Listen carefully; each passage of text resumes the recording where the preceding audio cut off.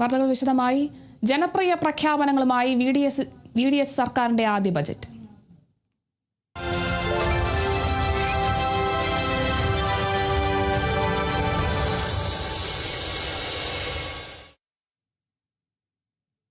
ധനസമാഹരണത്തിന് പുതിയ മാർഗങ്ങൾ കണ്ടെത്തിയും നികുതി വർദ്ധിപ്പിക്കാതെയും ക്ഷേമ പ്രവർത്തനങ്ങൾക്ക് ഊന്നൽ നൽകിയും VD സതീശൻ സർക്കാരിന്റെ ആദ്യ ബജറ്റ്. 5 വർഷത്തിനുള്ളിൽ കേരളത്തെ സമുദ്രശക്തിയായി ഉയർത്തുന്നതിന് മിഷൻ സമുദ്ര നടപ്പാക്കുമെന്നതാണ് ബജറ്റിലെ പ്രധാന പ്രഖ്യാപനങ്ങളിലൊന്ന്. വ്യവസായ നിക്ഷേപം ആകർഷിക്കാനും സ്വകാര്യ പങ്കാളിത്തം ഉറപ്പാക്കാനും ഭൂമി ലഭ്യതാ നിയമങ്ങൾ കാലോചിതമാക്കാനുമുള്ള പ്രഖ്യാപനങ്ങളും ബജറ്റിലുണ്ട്. അതേസമയം ക്ഷേമ പെൻഷൻ വർദ്ധിപ്പിക്കുമെന്ന് പ്രതീക്ഷിച്ചെങ്കിലും അതുണ്ടായില്ല. 25 ലക്ഷം രൂപയുടെ ഉമ്മൻചാണ്ടി ആരോഗ്യ ഇൻഷുറൻസ് പദ്ധതിയുടെ പ്രാരംഭ ചെലവുകൾക്കായി 10 കോടി രൂപയും ബജറ്റിൽ പ്രഖ്യാപിച്ചു. വിവരങ്ങളുമായി ബിനോയ് ചേരുന്നുണ്ട്. ബിനോയ്, അങ്ങനെ UDF സർക്കാരിന്റെ ആദ്യ ബജറ്റ് പ്രഖ്യാപിച്ചിരിക്കുകയാണ്. വമ്പൻ പ്രഖ്യാപനങ്ങളാണ്, വലിയ വികസന പദ്ധതികളാണ്. എങ്ങനെയാണ് ഈ ഒരു VD സതീശന്റെ ആദ്യ ബജറ്റിനെ വിലയിരുത്താനാവുക?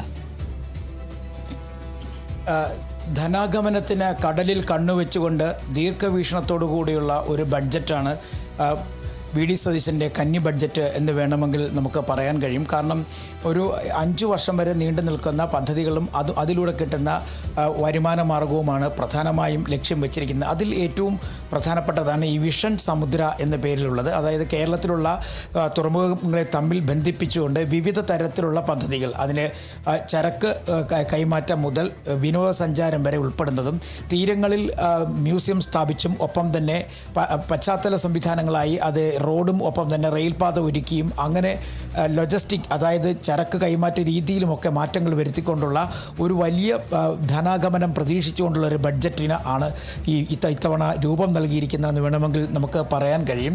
ഈ മിഷൻ സമുദ്ര എന്ന് തന്നെയാണ് ഇതിലൊരു മുഖ്യ ആകർഷണമായി എടുത്തു പറയേണ്ടത്. അതേസമയം നികുതി ഇനത്തിൽ വലിയ തരത്തിലുള്ള ഒരു വർധന വരുത്തിയിട്ടില്ല. പക്ഷേ എല്ലാവരും പ്രതീക്ഷിച്ചിരുന്നത് പോലെ തന്നെ വലിയ പ്രഖ്യാപനങ്ങൾ ഒന്നും തന്നെ ഇല്ല എങ്കിൽ തന്നെയും ഒട്ടുമിക്ക ചില ജനക്ഷേമ പ്രവർത്തനങ്ങൾ കൂടി ഇതിൽ ഉൾപ്പെടുത്തിയിട്ടുണ്ട് എന്നുള്ളത് ഒരു പ്രധാനപ്പെട്ട കാര്യമാണ്. ഏറ്റവും ശ്രദ്ധേയമായത് ഇതിൽ നമ്മൾ കാരണം സാധാരണഗതിയിൽ വിദ്യാഭ്യാസ മേഖലയ്ക്ക് ഏതെങ്കിലും തരത്തിലുള്ള വാരിക്കോരിയുള്ള പ്രഖ്യാപനമാണെങ്കിൽ അതിൽ നിന്നെല്ലാം വ്യത്യസ്തമായി ഈ ചില സാധാരണഗതിയിൽ ഉണ്ടാകാറുള്ള, അതായത് തൊഴിൽ സാധ്യതകൾ കൂടി മുന്നിൽ കണ്ടുകൊണ്ടുള്ള അന്തർദേശീയ തലത്തിൽ നിലവാരം പുലർത്തുന്ന തരത്തിലുള്ള വിദ്യാഭ്യാസമാണ് ഇപ്പോൾ ഈ ബഡ്ജറ്റിനകത്ത് ഉൾക്കൊള്ളിച്ചിരിക്കുന്നത്. ഒപ്പം ജെൻസി, അതായത് യുവാക്കൾക്ക്, പ്രത്യേകിച്ചും പുതിയ സാങ്കേതിക മേഖലയുമായി ബന്ധപ്പെട്ട് തൊഴിൽ തേടുന്ന യുവാക്കൾക്ക് കൂടുതൽ അവസരം നൽകുന്ന തരത്തിലുള്ള ഒരു ബഡ്ജറ്റ് എന്ന് വേണമെങ്കിൽ പറയാം. ജെൻസികൾക്ക്, അതായത് തൊഴിൽ തേടി വിദേശത്തേക്ക് പോകുന്ന ആളുകൾക്ക് വലിയ ഒരു അവസരം നൽകുന്ന തരത്തിലുള്ള ഒരു ബഡ്ജറ്റ് കൂടി ഇതിനകത്ത്, ഒരു വിദ്യാഭ്യാസ രീതി ഇതിനകത്ത് ഉൾപ്പെടുത്തിയിരിക്കുന്നു. ഒപ്പം തന്നെ ആരോഗ്യ മേഖലയിൽ വലിയ തരത്തിലുള്ള പദ്ധതികൾ വിഭാവനം ചെയ്യുന്നുണ്ട് എന്നുള്ളതാണ്. പ്രത്യേകിച്ചും ഇന്ദിരാ ഗ്യാരണ്ടിയിൽ ഉൾപ്പെട്ടിരുന്ന ഉമ്മൻചാണ്ടിയുടെ പേരിലുള്ള ഇൻഷുറൻസ് പദ്ധതിക്ക് തുടക്കം കുറിക്കുന്നതിന് വേണ്ടിയുള്ള ഒരു ടോക്കൺ മണി ഈ ബഡ്ജറ്റിൽ ഉൾപ്പെടുത്തിയിട്ടുണ്ട്. ഒപ്പം സംസ്ഥാനത്തെ ആശുപത്രികളെയൊക്കെ തന്നെ നിലവാരം ഉയർത്തുന്നതിന് വേണ്ടി, വലിയ നിലവാരമുള്ള ആശുപത്രികളാക്കി മാറ്റുന്നതിന് വേണ്ടി ഉള്ളൊരു നീക്കമുണ്ട്. ഒപ്പം മെഡിക്കൽ കോളേജുകളുടെ നിലവാരം എയിംസിൻ്റെ തലത്തിലേക്ക് ഉയർത്തും എന്നുള്ളതാണ് ഏറ്റവും വലിയ പ്രത്യേകത. അതുകൂടാതെ 2 മെഡിക്കൽ കോളേജുകൾ കൂടി പുതിയതായിട്ട് വരുന്നു. ഒന്ന് ഹരിപ്പാടും മറ്റൊരു മെഡിക്കൽ കോളേജ് തിരുവനന്തപുരത്തുമാണ്. ഇതിനെല്ലാം ഉപരിയായി ഉള്ള പ്രധാനപ്പെട്ട കാര്യം വിനോദസഞ്ചാര മേഖലയ്ക്ക് വലിയ പിന്തുണ നൽകുന്നതാണ്. അത് പ്രത്യേകിച്ചും മിഷൻ സമുദ്രയിൽ ഉൾപ്പെടുത്തുന്നത് കൂടാതെ തന്നെ വിനോദസഞ്ചാരത്തിന് കൂടുതൽ താല്പര്യം ഉള്ള ആളുകൾക്ക് വരുന്നതിന് വേണ്ടിയുള്ള മാർഗങ്ങളുണ്ട്. ഒപ്പം വിദേശ ഇന്ത്യക്കാരെ സംബന്ധിച്ചിടത്തോളം അവർക്ക് അവരുടെ ഒരു ധനാഗമന മാർഗം എന്ന നിലയിൽ അവർക്ക് ഇൻവെസ്റ്റ് ചെയ്യുന്നതിന് വേണ്ടിയുള്ള ചില സംരംഭങ്ങൾ കൂടി തുടങ്ങും. അതായത് അവരുടെ കൈവശമുള്ള തുക കേരളത്തിൽ തന്നെ ഇൻവെസ്റ്റ് ചെയ്തുകൊണ്ട് അതുവഴി ചില പദ്ധതികൾ നടപ്പിലാക്കാനൊരു നീക്കം അത് ഉണ്ട്.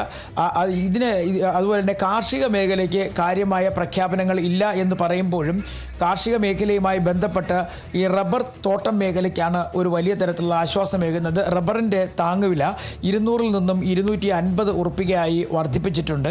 അത് KSRTCക്ക് ആശ്വസിക്കാവുന്ന ഒരു കാര്യമുണ്ട്. കാരണം ഈ സൗജന്യ യാത്രാ സംവിധാനം ഏർപ്പെടുത്തിയോടുകൂടി തന്നെ പ്രതിമാസം ഏകദേശം 50 കോടിയോളം രൂപയുടെ ബാധ്യത KSRTCക്ക് വരുമായിരുന്നു. അത് പരിഹരിക്കുന്നതിന് വേണ്ടി സംസ്ഥാന സർക്കാർ 600 കോടി രൂപയാണ് KSRTCക്ക് നൽകുന്നതിന് വേണ്ടി വക മാറ്റിയിട്ടുള്ളത്. അതുപോലെ തന്നെ മറ്റൊരു പ്രധാനപ്പെട്ട കാര്യം ഉള്ളത് ഈ സ്ത്രീകളുടെ സുരക്ഷയുമായി ബന്ധപ്പെട്ട് സാധാരണഗതിയിൽ ബഡ്ജറ്റുകൾ പ്രഖ്യാപിക്കുന്നതെല്ലാം വ്യത്യസ്തമായി അവർക്ക് അവരുടെ ജീവിത നിലവാരം ഉയർത്തുന്ന തരത്തിലേക്കുള്ള ചില മെച്ചപ്പെട്ട പ്രവർത്തനങ്ങൾക്കായുള്ള ചില കരുതലുകൾ ഈ ബഡ്ജറ്റിൽ ഉണ്ട്.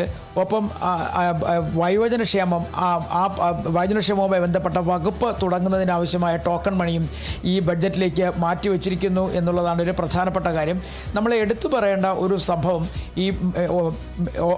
ഈ മിഷൻ സമുദ്രയുമായി ബന്ധപ്പെട്ട് കേരളത്തിൽ ഉള്ള 3 തെക്കൻ ജില്ലകൾ, അതായത് കൊല്ലം, അതുപോലെ തന്നെ ആലപ്പുഴ, തിരുവനന്തപുരം, ഇതിന് ചേർത്തുകൊണ്ട് ഒരു ന്യൂ എക്കോണമിക് ഒരു ടെറിട്ടറിയാക്കി പ്രഖ്യാപിച്ചിരിക്കുന്നു, അല്ലെങ്കിൽ ഒരു സോണായിട്ട് പ്രഖ്യാപിച്ചിട്ടുണ്ട്. ഈ 3 ജില്ലകളും ചേർത്തുകൊണ്ട് ഇവിടെ നിന്ന് ഖനനം ഉൾപ്പെടെയുള്ള കാര്യങ്ങൾ, അത് കയറ്റിയേക്കുന്ന ഉൾപ്പെടെയുള്ള സംവിധാനങ്ങൾ, ഇതുവഴിയുള്ള പുതിയ ധനാഗമന മാർഗങ്ങൾ ആണ് വിഭാവനം ചെയ്തിരിക്കുന്നത്.